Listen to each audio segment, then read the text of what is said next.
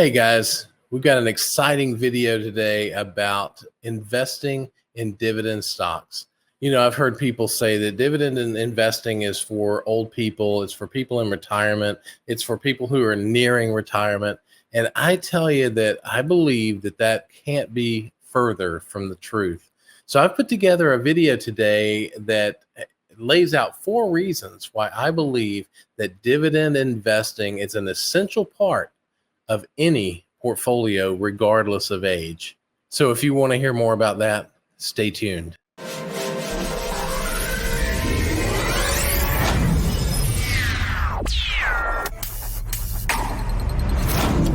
Hey guys, Kevin Burgess back again with another video. I want to tell you that this has been kind of an exciting video for me because I've done some time. Well, I haven't done time, but I've invested time looking for reasons that dividend stocks are essential in people's portfolios. So I want to share some of those with you today. It's really kind of a fun video. But before I do that, I wanted to share something that I heard this week that I thought might be beneficial to you. This is Kevin O'Leary, who is on Shark Tank. I just wanted to share his thoughts on dividend investing. In my world, you never touch your principal. You adjust your spending habits, your gifts to charities, your use of capital based on how much you can generate from your portfolio. I view my portfolio and my trusts and my positions as a chicken on a spit dripping cash. Everything has to generate yield, whether it's a fixed income position or an equity. The only reason it can be in my world is it's generating capital back to me. I take that, I disperse it. The family lives off that, the charities I've committed to. So I'm always looking for a company that can help me with my problem of generating more yield. I can't even imagine buying a stock that doesn't pay a dividend. Why would you do that? What would be the reason you would do that? I don't get it. So to me, that means about 28% of the market, to me, is just speculation. A stock that doesn't pay a dividend is a speculation. It's not an investment. At least from Kevin's perspective, he doesn't invest or doesn't recommend investing in anything that doesn't pay a dividend. Now, I get that he probably does. I know he's invested in Tesla and things like that. But I think he's making a point, and that point is that dividend stocks are essential. And let's look at reason number 1 for that. We're going to look at investing. I'm just going to take me off the screen. Reason number 1 is that dividends have been a major component of stock market total returns throughout history. So I found this little document here. It's from Guinness Atkinson Funds, and it lays out every 10 years of returns from 1940s through the first 10 years of the 2000s. So it goes through 2010. But you can see that this is the S&P 500, and it is the total return, and it breaks it down between price appreciation. And price appreciation is basically where the stock price grows versus dividends, which are the dividends that are paid out by the company.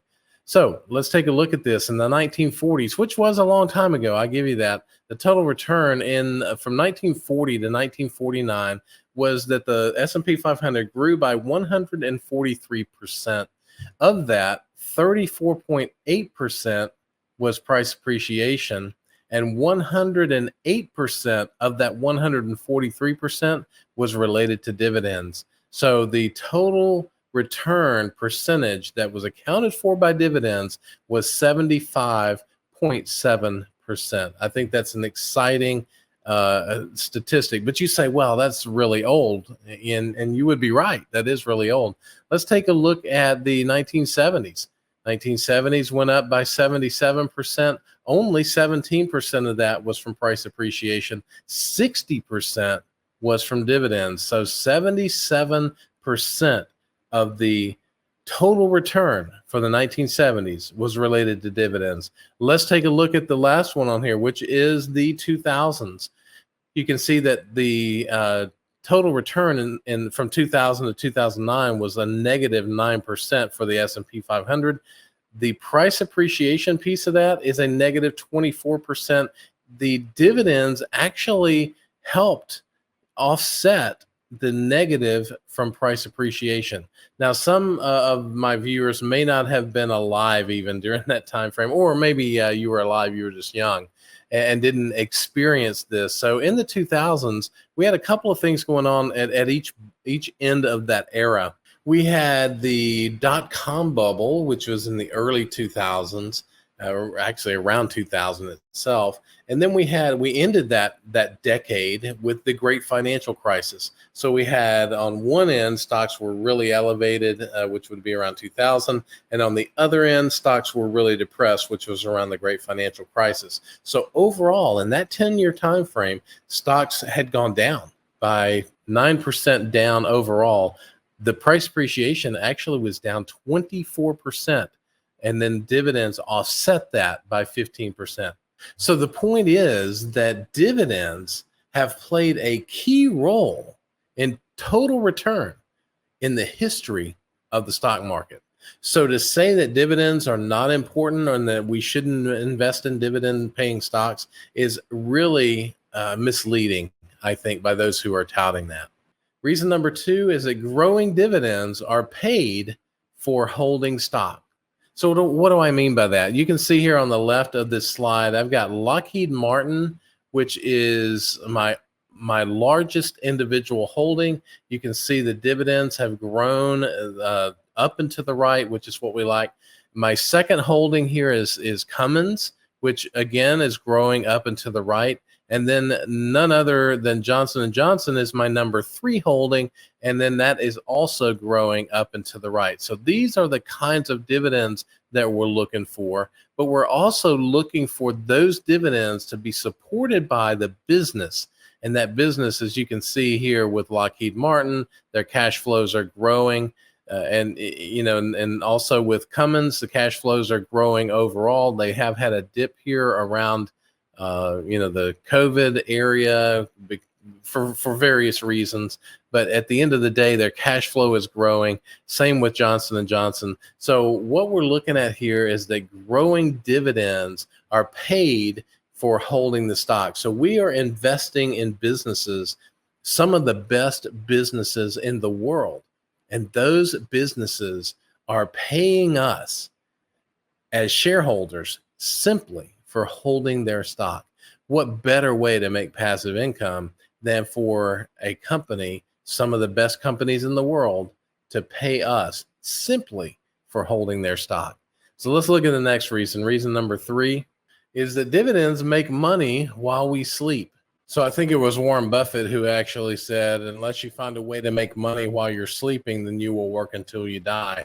And dividends are a great way to learn how to make money while you're sleeping.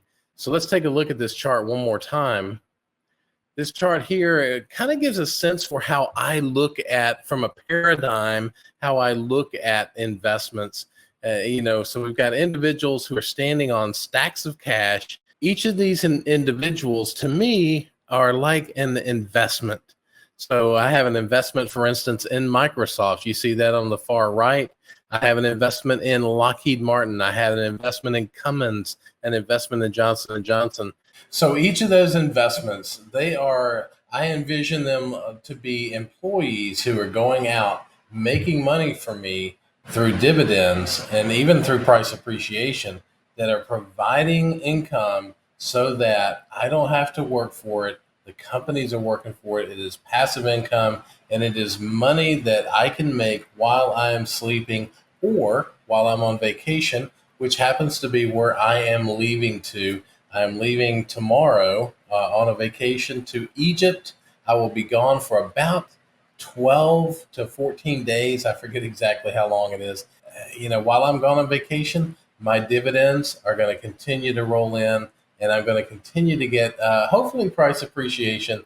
But if not, it'll over the long run, it'll happen. So while I'm gone, those dividends are going to keep rolling in, and I'm going to be able to use those to help pay for this trip to Egypt. So the last reason that I'll share with you is that dividends keep us engaged as investors. So I believe the most important thing to be a successful investor is to be engaged in the process, to invest consistently over a long period of time, and whatever keeps us motivated and engaged in that process will be what's necessary for us to be successful.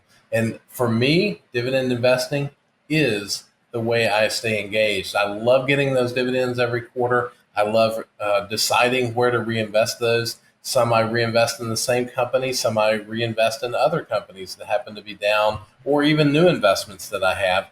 And even now, I get to use it for vacations as well. So it's really a great, great way to stay engaged in the process so that we win in the end. And here are some final thoughts from Kevin O'Leary. Stay tuned for this. My mother used to take a third of her paycheck and put it into large cap dividend paying stocks and corporate credit back in the early 60s. And when she died, this portfolio had existed for 50 years. And as an executive, the first time I got to look at it, she'd hidden it from both of her husbands. It was amazing. If dividend paying stocks and corporate credits over 50 years, you can't find an index that beats that. And so when I started to do some research, I found out one interesting fact that changed my investment philosophy forever. Right? Over the last 40 years, 71% of the market's returns came from dividends, not capital appreciation. So rule one for me is I'll never own a stock that doesn't pay a dividend, ever. So in the comments below, let me know why you believe dividend investing is better. Or if you don't believe that, if you believe that growth investing is better, let me know that in the comments below. I'm sure we'll have some good discussion about that either way.